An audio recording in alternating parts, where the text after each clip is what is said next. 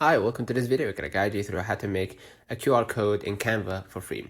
You can do this directly from any design or by using their standalone generator. You can just type Canva free QR code generator. You're going to click the first website here or the first link and hit generate QR code.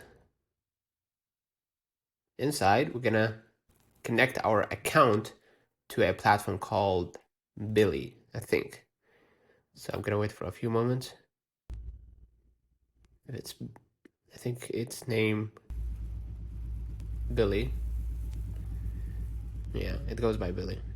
Right? Gonna hit create new, paste your link, let's say my Instagram account, and hit generate.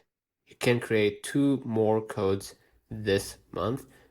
For short link, you can create 5 more links this month. You're gonna just simply hit generate. And basically, that's it. Anyone who scans this QR code will go to your Instagram page, for example. So consider liking this video, subscribing. You can also change the color, the pattern, right? The logo, whatever, right? So still, it will take them to the same location. Until next time, see you.